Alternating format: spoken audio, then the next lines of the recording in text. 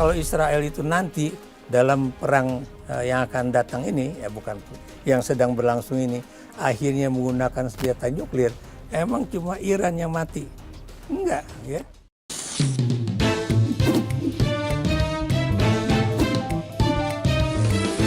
To the point aja.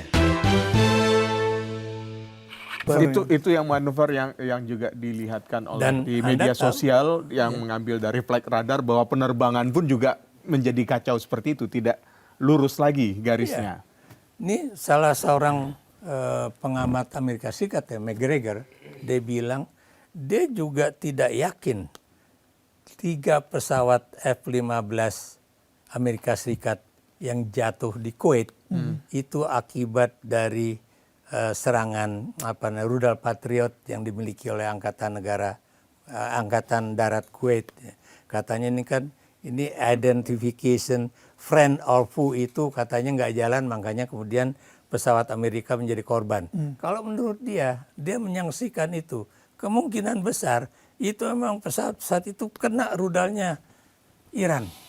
Ya. Oke. Jadi begini, kenapa kehebatannya Iran? Dia bilang kan gini, dari perang 12 hari Juni 2025 kemarin, dia udah ngeliat nih Israel nih. Makanya dia cara menggunakannya adalah dia pakai aja itu, apa istilahnya itu, rudal-rudal yang memang murah dan jadul gitu kan. Nah ini yang kemudian di-intercept sama baik yang dimiliki oleh Arab Saudi ataupun semua negara Arab termasuk juga Amerika Serikat. Dan harganya itu Bung, itu auzubillah min zalik perbedaannya ya. Selisihnya sangat tinggi, diferensiasinya. Ada rudal-rudalnya Amerika Serikat itu ya yang harganya cuma 3.500 US dollar. Sementara kalau pakai rudalnya Amerika itu ada yang 10 juta US dollar, ya nggak? Ya. Perbandingannya kalau yang lebih canggih-canggih itu kalau Amerika itu 5 juta, bikinan Iran itu cuma 1 juta ya. Dan yang dimiliki oleh Iran yang namanya supersonik itu tidak dimiliki oleh Amerika Serikat ya. Tidak dimiliki senjata yang dibikin oleh Korea Selatan misalnya yang dibantu oleh Rusia ya. Itu pun juga tidak secanggih kecepatannya. Coba Anda bisa bayangkan, Iran itu punya rudal kecepatannya dari Mach 3, 4, 5 sampai 15 ya. 15. Dan itu jumlahnya banyak ya? Bukan, kecepatan suaranya. Ya artinya jumlahnya juga banyak. Jumlahnya juga banyak. Udah ada ribuan kalau nggak. Dan sekarang juga dibantu sama Cina kan. Cina jangan Anda pikir ya. Anda bisa bayangkan dia ketika perang sedang berkecamuk seperti itu pesawat Yuan 20 kalau nggak salah ya. Itu pesawat angkut Cina. Itu bisa masuk wilayah udara Timur Tengah dan mendarat di Iran. Coba Anda bayangkan. Itu menurunkan siapa? Menurunkan para teknisi, menurunkan berbagai peralatan ya. Untuk apa? Mengacaukan radar-radar yang dimiliki oleh Amerika Serikat dan Israel. Makanya kemudian jangan heran kalau kemudian Iran itu bisa menghancurkan wilayah-wilayah Israel itu ya. Itu yang terjadi. Baik, anggaplah memang dia masih akan bertahan karena rudal-rudalnya itu kan bagus dan memang banyak jumlahnya masih banyak. Dan tetapi apakah begini, ketakutannya juga adalah bahwa akhirnya toh itu hasil dari pengayaan uranium itu bisa kemudian jadi nuklir yang ditempatkan di dalam rudal-rudal tersebut. Ya. Kan yang juga kemudian dinarasikannya seperti itu. Ya. Nah dari mana Anda punya keyakinan bahwa sebenarnya Iran nggak akan melakukan itu? Tadi Anda sempat sampaikan. Jadi Iran itu terkunci ya. Baik tadi saya katakan masa Obama maupun itu yang disebutkan JCPOA ya. Joint Commission untuk Iran ya, istilah itu yang terkait dengan apa itu intinya? Intinya itu adalah bahwa kalau Iran tidak masuk untuk menjadi kekuatan nuklir, itu Anda akan dibantu ekonominya. Pertanyaannya, apakah oleh Obama, apalagi sama Trump itu dilakukan? Tidak ya. Ini padahal Joint Commission on tapi sempat sama Obama pernah ya pernah sekali yang kemudian oleh Trump kemudian dibilang ini suatu hal yang Oh iya, gila. itu 2015. Waktu itu dia membuka embargo. Ya, di 2015 ditandatangani. Trump terpilih kembali pada 2017.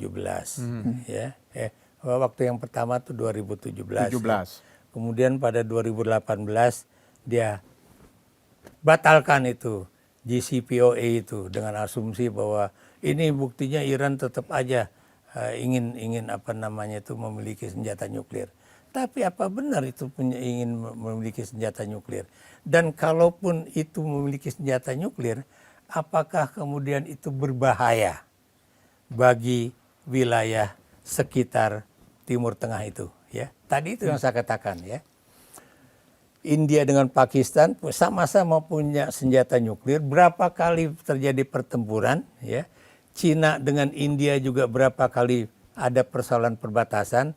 Apakah kemudian senjata nuklir itu adalah digunakan? Tidak pernah digunakan. Ini adalah the last resort ya. Kenapa? Karena dia tahu persis kalau sekali digunakan itu yang mati bukan cuma misalnya orang di situ aja. Gue juga akan mati kalau dia serang balik. Gitu kan. Dan World War III began. Bukan gitu cuma ya. World War III. Kelar dunia ini itu yang semua. saya bilang. Iya. Baru bom atom aja ya dijatuhkan Amerika Serikat di Hiroshima dan Nagasaki. Itu kerusakan yang terjadi seperti itu ya. Kalau Anda pernah ke Hiroshima yang disebut dengan atomic bomb dome itu, Anda bisa ngelihat betapa nangisnya ya.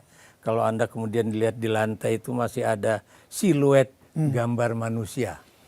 Ya, itu. Jadi bom kalau atom. bisa disimpulkan mungkin kalau kita kembali lagi ke awalnya ini adalah jadi sebenarnya Indonesia masih jauh kayak api dari panggang atau bagaimana untuk Atau bisa jangan-jangan membawa. Indonesia ingin menyelamatkan kepentingan ekonomi karena sudah ada perjanjian Sekarang resiprokal gini. dengan Amerika, sehingga harus pasang badan untuk negara yang itulah. ribuan kilo tidak ada memberikan Tunggu dulu. apa. Prabowo kalau ngomong bahwa saya ikut ini karena ini buat kepentingan ekonomi Indonesia. Nanti Amerika akan begini.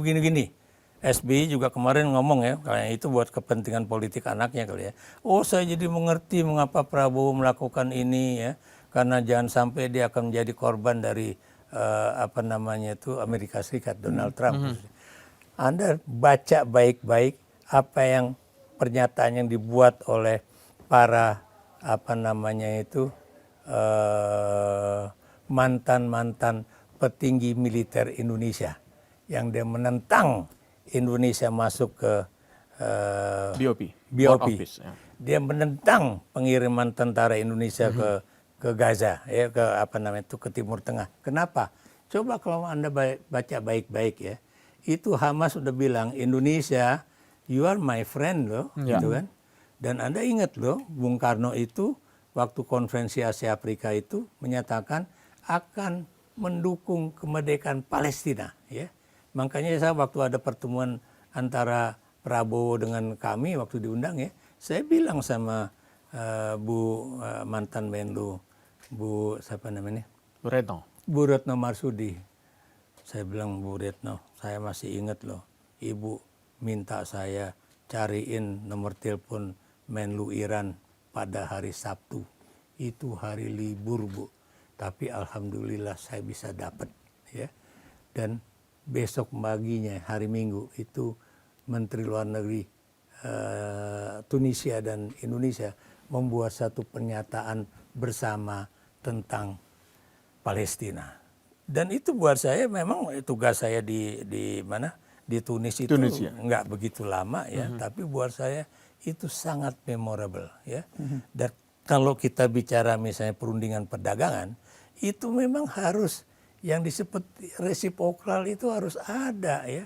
Sampai sekarang mengapa perjanjian perdagangan Indonesia dengan Tunisia itu juga belum bisa ditandatangani ya. Karena memang ada salah paham. Indonesia maunya ngirim misalnya minyaknya itu dibotolin gitu kan. Jadi udah tinggal buat dipakai goreng. Padahal buat Tunisia jangan gitu dong.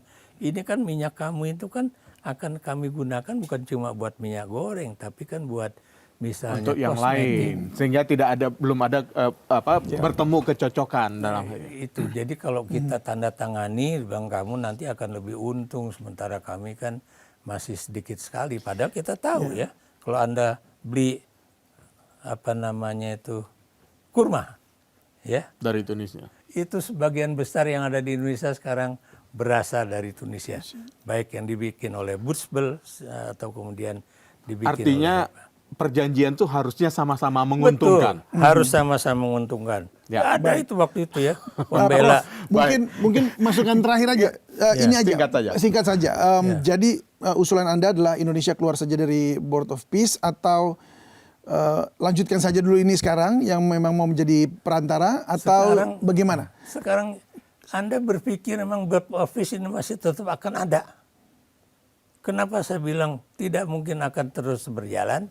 Satu ya, yang namanya Netanyahu ya, sejak yang namanya rudal Iran itu benar-benar menyerang kantornya Netanyahu dan dia ngumpet di dalam bunker ya, dan itu masih tuh petinggi-petinggi Israel itu ada di situ ya. Tapi kenapa Netanyahu tidak pernah membuat suatu pernyataan secara langsung? Coba saya tanya sama Anda. Karena dia tahu kalau dia buat pernyataan seperti yang kita lakukan seperti ini, itu langsung Iran tahu, oh berarti dia ada di situ. Ya udah, jangan Anda pikir bunker itu kemudian tidak bisa ditembus oleh rudal supersoniknya Iran. Bisa. Oke. Makanya dia takut banget kalau itu kemudian terjadi, bang. Baik. Terima kasih, Prof. Ikrar Nusa Bakti. Baik, Sobat Sindo, solidaritas adalah nilai, diplomasi adalah strategi, dan kekuasaan adalah realitas. Negara besar harus mampu memadukan ketiganya. Saya Ika Kesuma. Dan saya David Silahoy. Sampai jumpa. Sampai jumpa.